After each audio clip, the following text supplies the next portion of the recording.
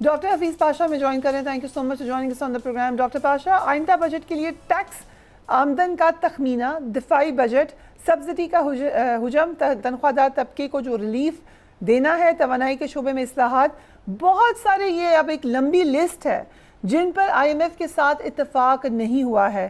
اس صورتحال میں کیا 10 جون کو بجٹ پیش کر دیا جائے گا؟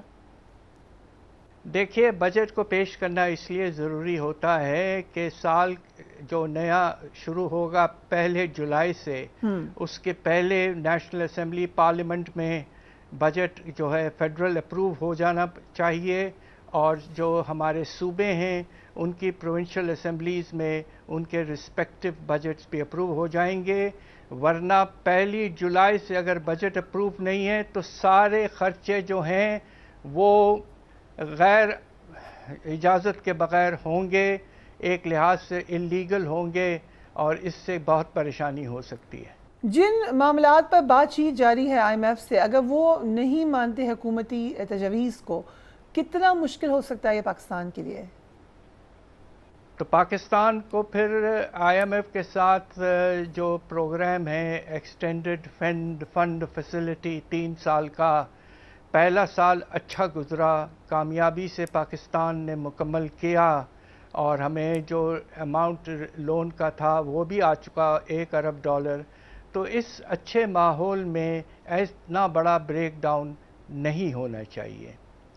البتہ سیاسی پریشرز ہیں آئی ایم ایف پر، آپ کو تو پتہ ہے، تو لہٰذا اب یہ دیکھنا ہے کہ جو مناسب اعداد شمار ہیں یا ٹارگٹس ہیں اس پہ اگریمنٹ ہو جائے اور پاکستان آگے بڑھنا شروع ہو جائے.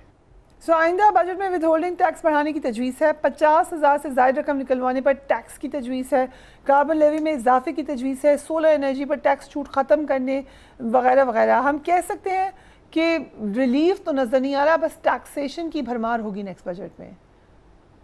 بات دراصل یہ ہے کہ اگر آپ آئی ایم ایف کے ٹارگٹ کو ایکسیپٹ کر لیتے ہیں جو کہ 14,300 ارب ہے، اور اب لگ رہا ہے کہ ایف بی آر کی ریونیو شارٹ فال اس سال تقریباً 1,200 ارب تک جا سکتی ہے، تو اس سال کا ریونیو جو ہے وہ کھینچ کھانچ کے مشکل سے 11,700 ارب ہوگا، اور جو آپ کو اضافہ اگلے سال لانا ہوگا وہ 2,600 ارب. یہ بہت بڑا اماؤنٹ ہے، تقریباً 22% اضافہ، جبکہ آپ کے افراط زر کا رفتار کافی کم ہو گئی ہے، اور اس کے نتیجے میں سیلز ٹیکس ریونیوز میں بڑھنے کی گنجائش نہیں ہے.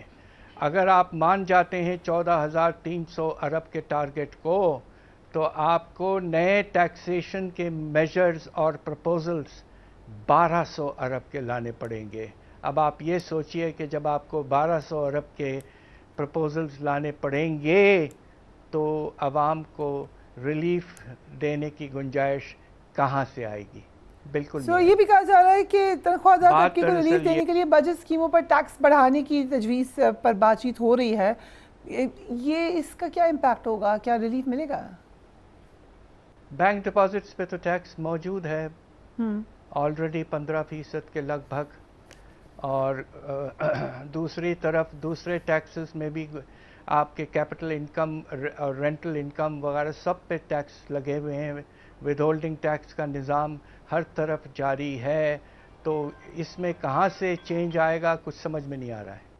آئی ایم ایف کے مطابق آئندہ مالی سال پاکستان کی جی ڈی پی گروتھ 3.6% رہنے کی توقع ہے، جبکہ حکومت آئندہ بجٹ میں جی ڈی پی کا ہدف 4.2% مقرر کر رہی ہے. آپ کا کیا اندازہ ہے؟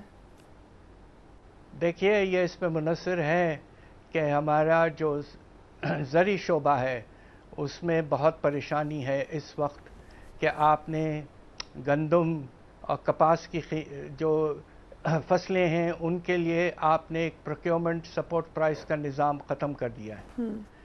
دوسری طرف آپ یہ بھی کہہ رہے ہیں کہ آئی ایم ایف کا پریشر ہے کہ فرٹیلائزر پر ٹیکس لگا دیا جائے. یہ سراسر نامناسب اور بہت ہی نقصان دہ ہوگا، اور اگر یہ چیزیں ہو جاتی ہیں تو آپ کا زرعی شعبے میں گروتھ تو چھوڑیے، کمی کا خطرہ پیدا ہو جاتا ہے.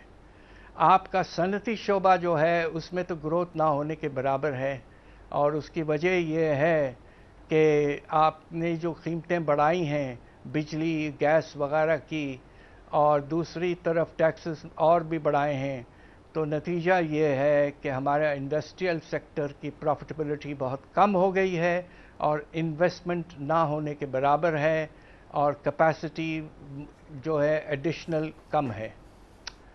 میری اپنی رائے یہ ہے کہ 3.6% بھی حاصل کر لیں تو یہ بہت اچھا ہوگا، اس لیے کہ اس سال مشکل سے ہم 2.4% تک پہنچ پائیں گے۔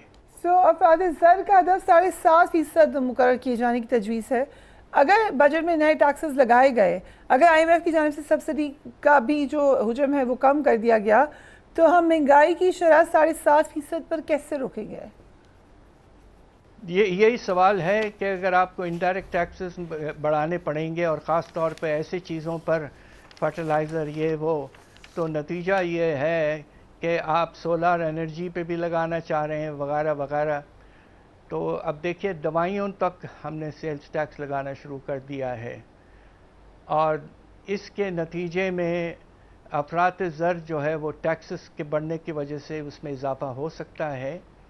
اس وقت یہ سال جو گزرنے والا ہے اس میں 4 سے 4.5% کی رفتار رہی ہے، اور پچھلے مہینے مئی کے مہینے میں 3.5% پھر سے ہو گیا ہے۔ تو نتیجہ یہ ہے کہ 7.5% مجھے ریئلسٹک لگتا ہے، اور یہ اس لیول تک مجھے لگ رہا ہے کہ اگلے سال افراط زر پہنچ جائے گا۔ سو توقع یہ بھی ہے کہ بجٹ کے بعد گاڑیاں سستی ہونے جا رہی ہیں 15 سے 20 لاکھ روپے تک۔ What's your analysis? خبر یہ ہے کہ سیکنڈ ہینڈ گاڑیوں کو بھی امپورٹ اجازت دی جا رہی ہے۔ یہ میں سمجھتا ہوں کہ ایک مناسب اسٹیپ ہے، اس لیے کہ نئی گاڑیوں پہ جو خرچہ ہوتا ہے ہمارے ڈالرز کا وہ بہت ہوتا ہے، تو سیکنڈ ہینڈ گاڑیاں، اچھی سیکنڈ ہینڈ گاڑیاں اگر آئیں تو اس سے ہمارا جو درآمدات کا بل ہے وہ نمایاں طور پر کم ہو سکتا ہے، اور مارکیٹ میں زیادہ گاڑیاں آ جائیں گی۔ سو ڈالر کی قدر اس سال تو مضبوط رہی ہے، لیکن آئندہ مالی سال ڈالر کی قدم بڑھے گی، قیمت بڑھے گی، کیا ہوگا؟ دیکھیے جو پریشان کن بات یہ ہے کہ آئی ایم ایف نے جو پروجیکشن کیا ہے روپے کی، میں فگر تو نہیں دوں گا اس لیے کہ مارکیٹ پہ اس کا اثر ہو سکتا ہے، جس کو چاہیے وہ خود کیلکولیشن کر لے آئی ایم ایف کی رپورٹ سے۔ صرف اتنا کہہ سکتا ہوں کہ واضح طور پر آئی ایم ایف کا ایکسپیکٹیشن ہے کہ روپے کی قدر جو ہے وہ کم کی جائے گی، اور اس کے نتیجے میں برآمدات کو سپورٹ ملے گا۔ اس لیے I M F is pushing for significant downward movement in the rupee.